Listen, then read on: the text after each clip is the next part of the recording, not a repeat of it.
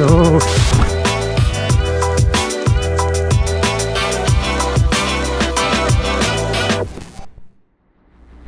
I've wanted to try off-road motorcycling for ages, but I always imagined the first time I'd do it, it would involve like a little Honda CRF or something that weighs about the same as a crisp packet and has all the power of an electronic pencil sharpener. But as you can see, I'm here with this. It's a Ducati Desert X Rally, costs about 19 grand. It weighs north of 200 kilos and it's got over 100 brake horsepower. So why am I doing that? Well, that's because Sweet Lamb Adventure now has a partnership with Ducati. So if you are a Ducatisti and you want to do a bit of off-roading, you can come here and do it on one of these or a Desert X or something like that. But it is still aimed at people who've never done any off-road motorcycling, people like me. So to find out what it's all about, we're jumping straight in and doing a level 1 course, and there's going to be some details about that now. Sweet Lamb DRE Adventure offers 4 courses. There's a £299 one-day rookie course, which until the end of September you get for free if you bought a Ducati Desert X Rally. Then there are 3 £599 2-day courses going from level 1 to level 3.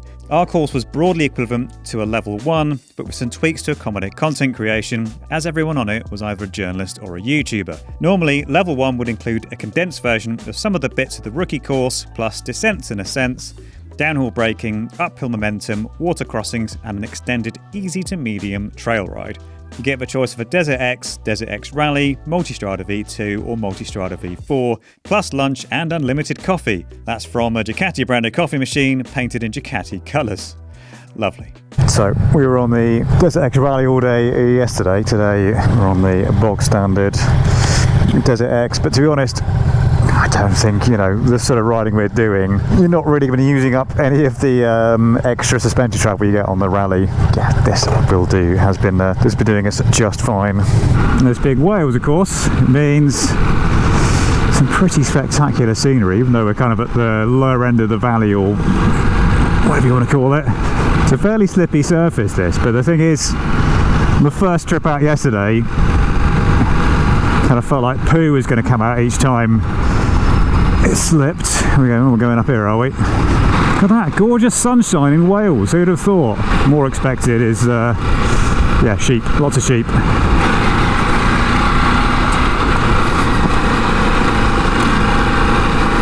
See, I do a bit of mountain biking, so parts of this kind of feel quite familiar. Being on like a trail like this, the difference is I'm actually enjoying the uphill bits. I'm not cursing them. Wow, that's a view and a half. I don't know if you heard that, but yeah, all of this is Sweet Lamb, the whole facility.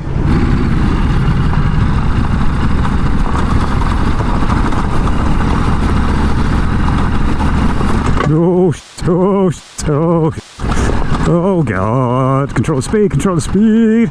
You just kind of got to get used to that feeling that you feel like you're about to have a bit of a crash, because you're not. Keep your cool, keep loose. Now, before anyone jumps in the comments and says, yes, I know my gloves do look a little bit incongruous in this setting, but hey, that was all that was in the cupboard available at the time. In terms of what you need to wear for something like this, you need a good pair of sturdy adventure style boots that are going to give you plenty of protection, good textile bottoms and top, preferably stuff that's going to keep the water out, which what I'm wearing today, which is a mix of Risha and Spada, mostly has, but I mean, to be fair, I did overcook it slightly in one of those watery bits, so yeah, they did get a little bit of dampness through, but nothing too unpleasant. What an incredible facility. So this is private land. Sweet Lamb Adventure folk have use of it. We're like, around my way, trying to find green lanes that you can use, kind of few and far between. So to have this network of stuff here, with these views, this variety of trails, I mean, to be fair, ooh, he says, going over a bumpy bit. Oh, mate, fucking hell.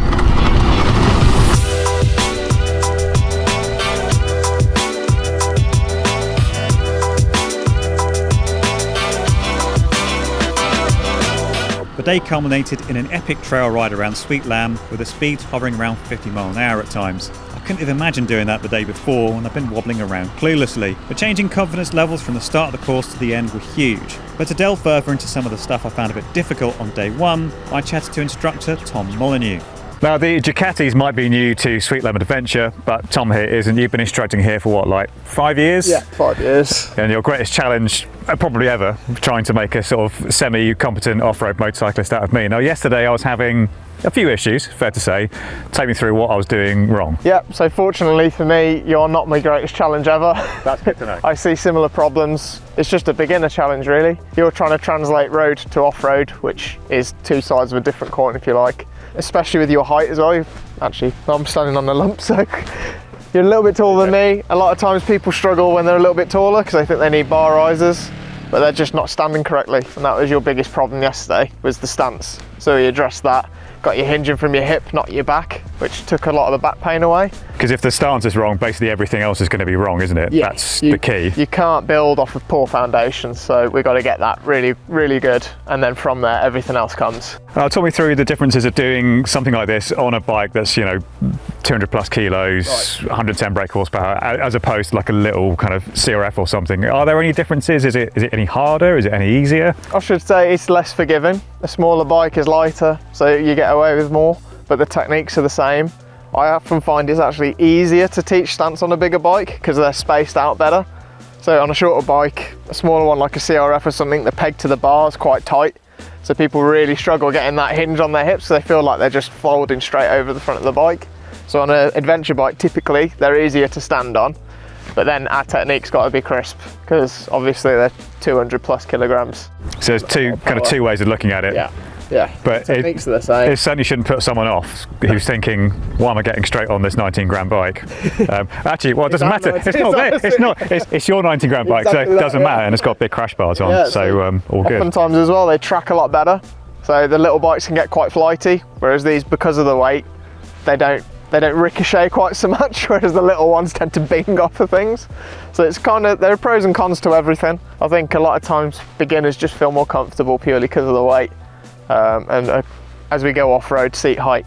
Yeah. But we do our best to teach you a couple of quick tips straight away so that the height isn't such a problem.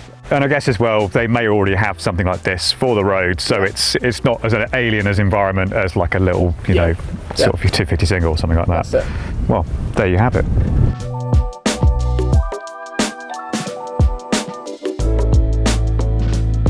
So there we are at the end of 2 days of amazing riding at Sweet Lamb, and by some divine miracle we're in Wales and it's not raining and the sun is out. Imagine that. I can't guarantee obviously that if you come and do this you'll have the same experience, because it is Wales.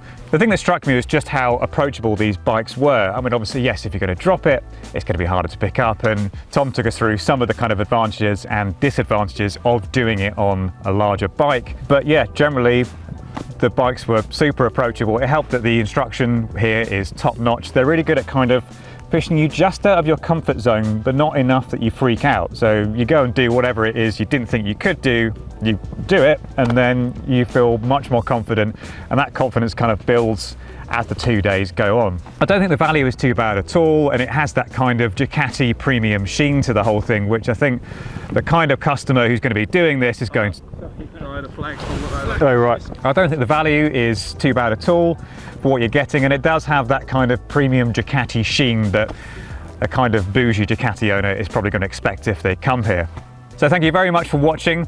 If you want to see more videos like this, please do subscribe and like the video, and please go to Visordown.com where you'll find lots of news and reviews and other general good motorcycle stuff.